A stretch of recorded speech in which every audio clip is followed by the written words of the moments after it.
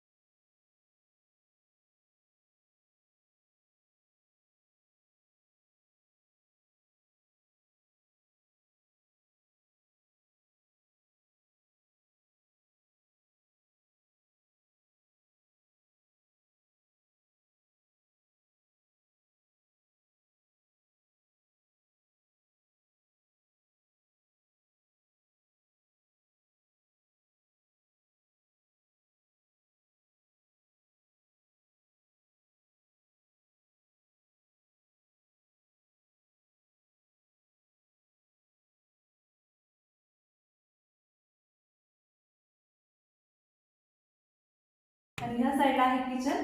तर किचन आम्ही ओपनच बनवलेलं आहे, जे तुम्ही बघू शकता। हा आहे ब्रेकफास्ट टेबल आणि ह्या साईडला मिक्सर साठी लावलेला बोर्ड, मिक्सर, गॅस आणि ही आहे विंडो।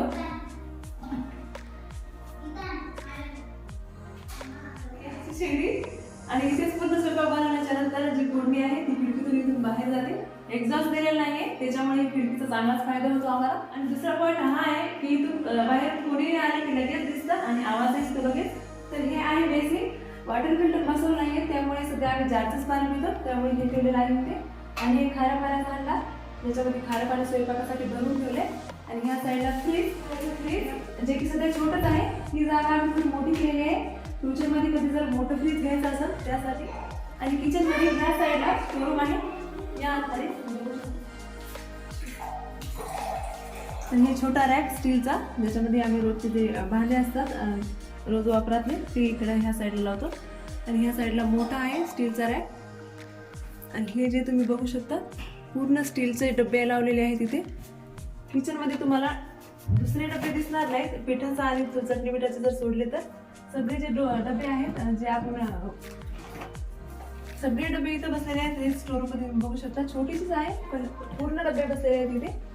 जसं की वरील थोडेसे प्लास्टिकचे आहेत पण बाकीचं पूर्ण स्टील आहे। स्टोरूमच्या अपोजिट साईडला ही व्हेंटिलेशनसाठी सोडलेली जागा आहे। आता ही जागा वाया जाऊ नये त्यासाठी आम्ही इथं भांडे धुण्यासाठी सोडलेलं आहे जागा।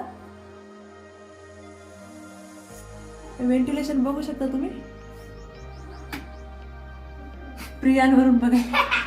आणि त्यानंतर सगळ्यात महत्त्वाचं सांगायचं झालं तर ते म्हणजे देवघर। तर देवघराचं काम आणखी आमचं चालूच आहे, त्यामुळे आम्हाला सध्या तर किचनमध्ये अशाच टेबलवरती आम्ही देव ठेवलेले आहेत। आणि ह्या देवाच्या मूर्त्या बघून बऱ्याच जणांना बरेच प्रश्न पडले असतील, सो मी सांगते तुम्हाला ह्या मूर्त्या अशा का आहेत, कारण की आम्ही महानुभाव पंथाचे आहोत। जे कोणी महानुभाव पंथाचे असतील त्यांना नक्कीच माहिती असेल। आणि या महानुभाव पंथाच्या धर्मामध्ये कृष्णाचे 5 अवतार असतात, म्हणजेच कृष्णाची भक्ती केली जाते या धर्मात।